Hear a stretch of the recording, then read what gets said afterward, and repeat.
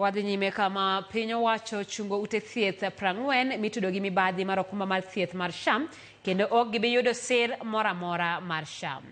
Leno makama ochiw gi jatend migao mar Thieth Aden Duale koyango ni jochiw thieth 12 monywando lakteche 8 bende itimonegi nonro mag kuo ma osebedo ka neno e okumbano. Lakteche 8 mochunge tich wuok e kaunti ma Nairobi, Bungoma kaachiel gi kaunti ma Kilifi. Jochiw thieth kata clinicians 4 ma iseyo gi rocho okumba mar SHA wuok e kaunti ma Nairobi gi Homa Bay. Ma en report mar SHA nong'aw.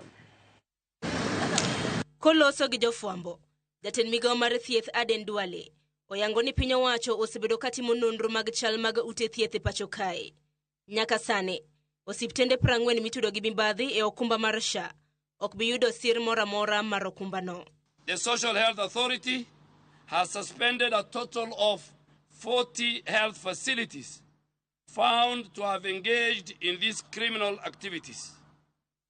They have engaged in corruption and they have engaged in the theft of public resources.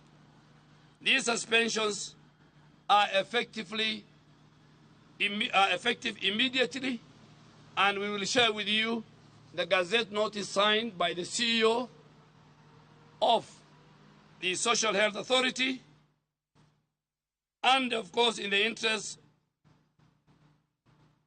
of transparency and public accountability, a full list of these suspended health facilities have been duly published in the Kenya Gazette number 168, dated 7th of August 2025. Wale bendo yango ni jochiw thieth 12 monywando lakteche 8 bende timonegi nonro mag kuo mosebedo ka neno e okumbano. Our digital system and the forensic audit further identified several health professionals who have been directly involved in these criminal schemes.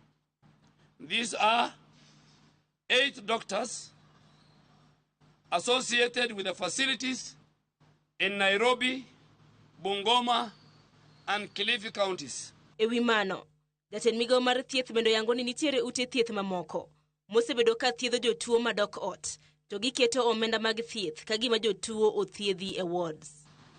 Some hospitals in Nairobi and Homa Bay have been billing for inpatients admission that the patients have since denied ever receiving.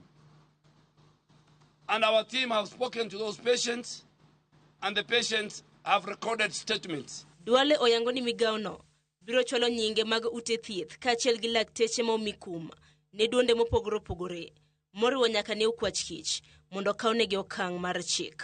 The Ministry of Health shall forward the list of the suspended health facilities and the toll of healthcare professionals implicated in the criminal acts to the Director of Criminal Investigation so that they shall face the full force of law. We have also notified the Kenya Medical Practitioners and Dentists Council and the Clinical Officers Council to initiate immediate disciplinary action. Migao mar thieth oyango ni gibiro goyo chapa nyinge duto mag ute thieth mibiro chunge e tich ka nonro setieki. Kendo ute thieth duto obed mago mag piny owacho kaachiel kod mago mag ji giwegi ma bende ibiro bed kiyudo kod ketho makamage ibiro kawnegi okang' mager mar chik. Thank you very much. Sharon Ong'ao, Ramogi TV.